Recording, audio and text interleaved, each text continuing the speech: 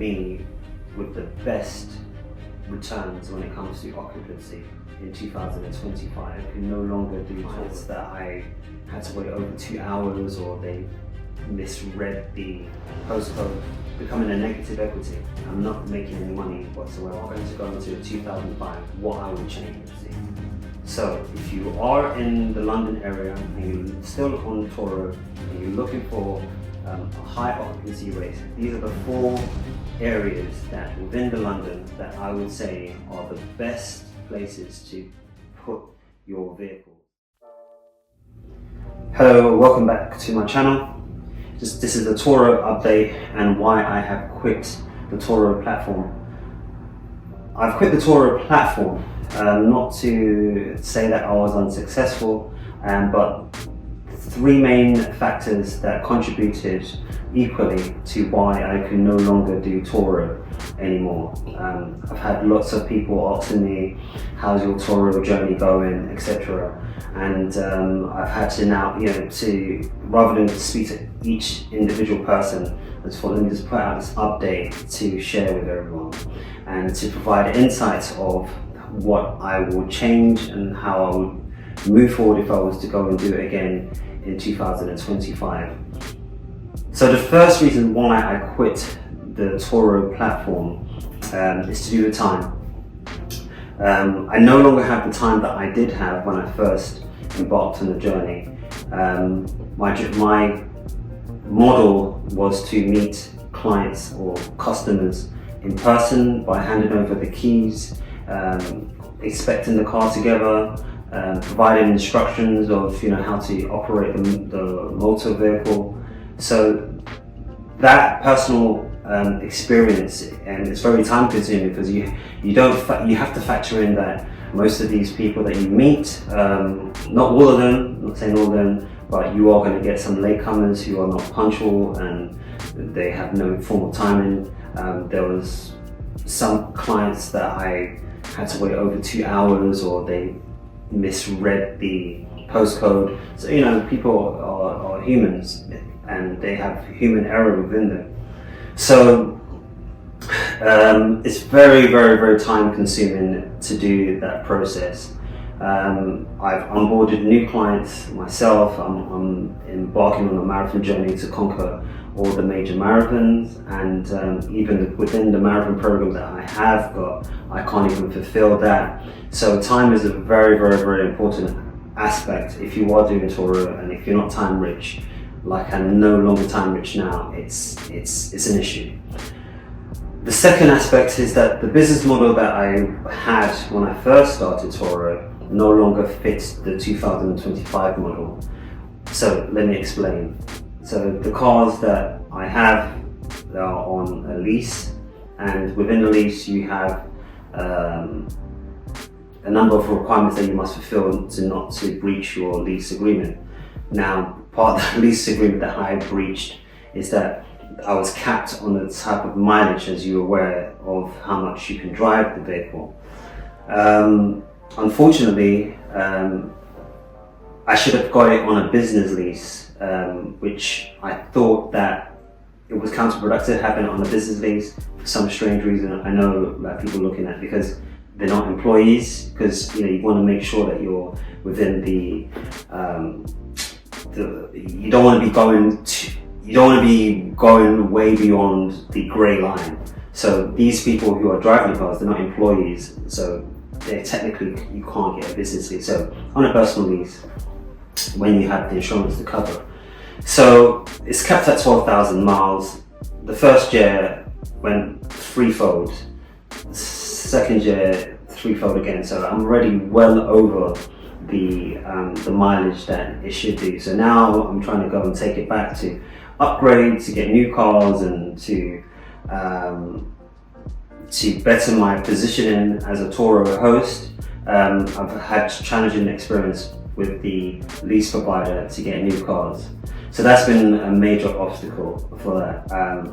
I should have known better that when it comes to the mileage was going to be a big issue when it comes to leasing.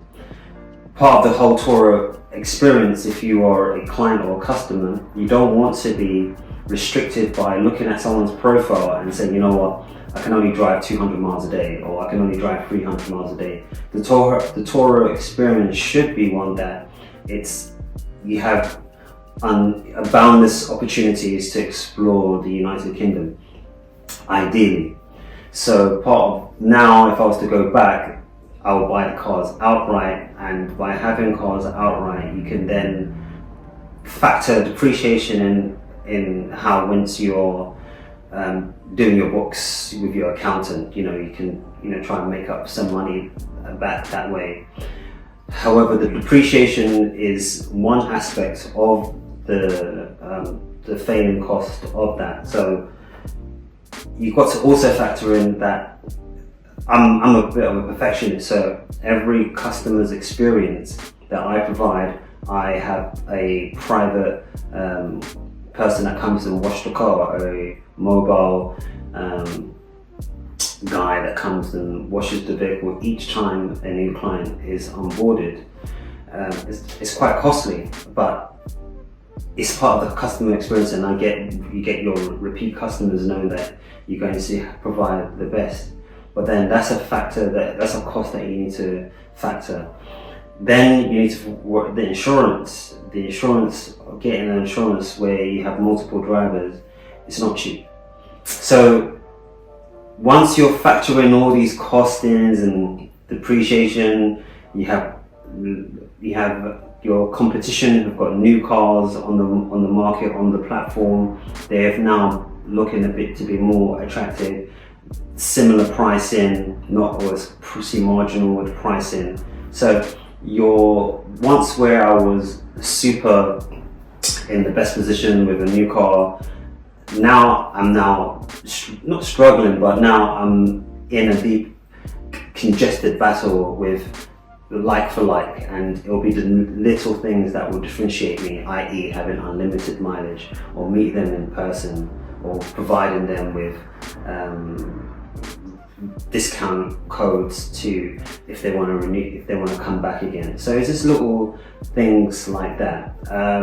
So when it comes to the business model, it no longer fits that framework, because I'm operating more or less at a break-even point, and you're in business to make profit.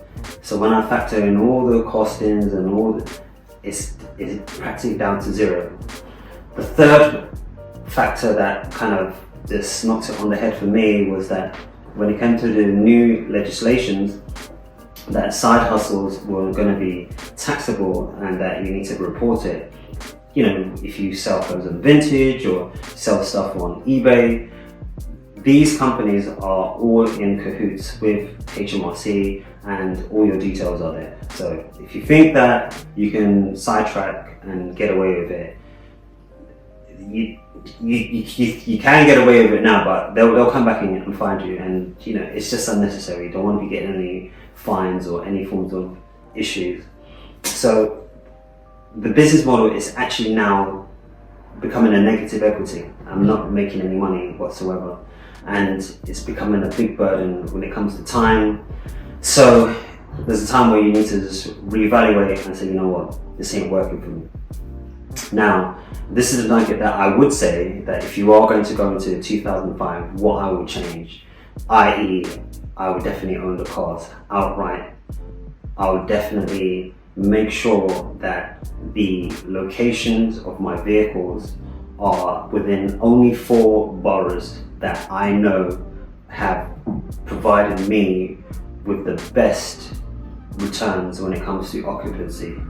So if you are in the London area and you're still on Turo and you're looking for a high occupancy rate, these are the 4 areas that within the London that I would say are the best places to put your vehicles, or place your vehicles I should say. Heathrow, it's near the airport. Tourists find it extremely easy. Once they land the plane, they can just get in the car and they can go about their business. They can go to their Airbnb they've rented, or go to the hotels, or go to the Cotswolds, or go to Stonehenge. That's how it practically operates. The second place that I would say is King's Cross and Pancras. More like you have your transport links of King's Cross, then you have St. Pancras of the Eurostar. You have lots of opportunities to have your vehicle placed there. You are definitely going to have tourists wanting to come from a long journey, just put their luggage in the car and they go. The third place, which was a surprise, was Camden. Camden was a very surprising name because when you look at it, it doesn't really have great transport links, doesn't really have, it's quite a dense area and the traffic is really bad around there and you're near the congestion zone. So it was very surprising to find out that Camden was a really big hotspot for Turo. So that's the thing. But the number one area that I was in, which I will give you detailed blueprint on, is 9 Elms Vauxhall. If you really want to find the best area to put your car in, is 9 Elms Vauxhall. Why is this, I say?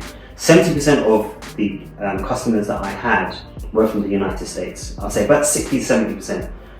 The rest of them were between Malaysian and Chinese. You had a few indigenous British people that will come and rent your car, but it wasn't long term. It was about 2-3 days, and those were typically nurses. Nurses were the main, very respectful people, and they'll mainly rent it during when they can't get to work, i.e. Christmas Day, the bank holidays where there's going to be some form of transportation issues or New Year's. So, but they don't really have long-term leases. The Chinese, Americans, they're long-term and they are there in droves. The reason why is because within 9 Elms, there's quite a mass, dense area, dense population of high net worth Chinese affluent individuals that have bought properties within that area. So they tend to like to go away for weekends, or they're tourists, they'll be renting an Airbnb, or they will come from their travels and they'll just go to their apartments and just need a car to maneuver around London. The Malaysians, you have Battersea, which is just around the corner of Battersea Power Station. A lot of them are Malaysian, and they just, the same thing, they just wanted to have a vehicle to transport themselves around. And then you have Americans, similar thing with, you have the American embassy, you have lots of American workers, and they would like to go away on the weekends, especially to Stonehenge. Stonehenge was just one of the places that they always wanted to go. So those were the 4 main areas I would say that would get you a great return on your investment if you are looking to do Turo in 2025.